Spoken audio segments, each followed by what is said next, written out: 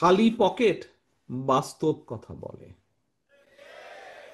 আমরা যদি পত্রিকার পাতা খুলি, খবরের কাগজ দেখি, আমরা তাহলে দেখতে পাই বিভিন্ন শ্রেণী পেশার মানুষের বিভিন্ন সমস্যা। মিল ফ্যাক্টরি বন্ধ হয়ে যাচ্ছে, দেশি হোক বিদেশি হোক বিনিয়োগকারীরা বলছে আমরা বিনিয়োগ করব না, করতে চাই না। হাসপাতালগুলোতে সে ঠিকভাবে চিকিৎসার সুবিধা নেই। স্কুল কলেজগুলোতে অনেক জায়গাতেই সঠিকভাবে শিক্ষা কার্যক্রম পরিচালিত হচ্ছে না। রাস্তায় বের হলে ছিনতাই বলো যাই বলে এগুলো তো আছেই, কিন্তু অ্যাক্সিডেন্টের হাত থেকে সুস্থ শরীরে ফিরে আসা যাবে কিনা সেটারও কিন্তু গ্যারান্টি নেই। খুব সম্ভব গত বছরও বাংলাদেশে 7,000-এরও বেশি মানুষ সড়ক দুর্ঘটনাতেই মারা গিয়েছে, রোড অ্যাক্সিডেন্টে মারা গিয়েছে। যে মানুষটা মারা গিয়েছে এই 7-8 হাজার মানুষের মধ্যে যারা ওই ওই ফ্যামিলির মেইন ইনকাম করত, এই মুহূর্তে ওই ফ্যামিলির কি অবস্থা আমরা কি কেউ জানি? আমরা কার পরের দিন খবর নিয়েছি, কিছু দেখেছি? ওই পত্রিকা পাতায় পড়লাম অমুক জায়গায় রোড অ্যাক্সিডেন্ট হয়েছে, এতজন মারা গিয়েছে, বাস, দেন দি ম্যাটার ইজ ক্লোজ। কি হলো না হলো কিছুই জানলাম না, বুঝলাম না। ওই ফ্যামিলিগুলোর কি হলো? আমাদের কি একবারও মনে হয় না এটা একটা অস্বাভাবিক ব্যাপার? এত রোড অ্যাক্সিডেন্ট কেন হবে বাংলাদেশে? এটা একটা অস্বাভাবিক ব্যাপার। স্বাস্থ্য সুবিধা ঠিক মতন মিনিমাম বেসিক সুবিধাটাও কেন পাবো না? এটা একটা অস্বাভাবিক ব্যাপার। এত মিল ফ্যাক্টরি ধাপাধাপ কেন বন্ধ হয়ে যাচ্ছে?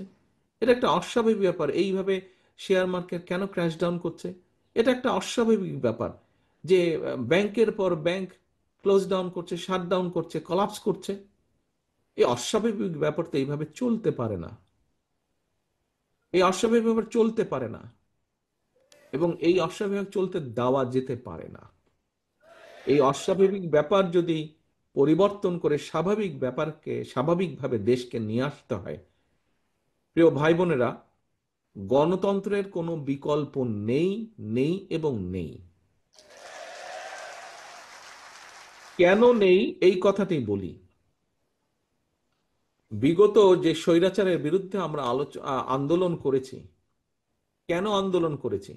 কারণ সেখানে কোনো জবাবদিহিতা ছিল না। মানুষ বেঁচে আছে কি মরে যাচ্ছে তার কোনো জবাবদিহিতা ছিল না। কেন বেঁচে মরে যাচ্ছে মানুষ, এর জবাবদিহিতা ছিল না। একমাত্র গণতন্ত্র সমাজে, দেশে এবং রাষ্ট্রে জবাবদিহিতা নিশ্চিত করতে পারে। জবাবদিহিতা নিশ্চিত করতে পারে। মানুষের কাছে, সাধারণ মানুষের কাছে জবাবদিহি করতে বাধ্য থাকে একমাত্র নির্বাচিত একটি গণতান্ত্রিক সরকার।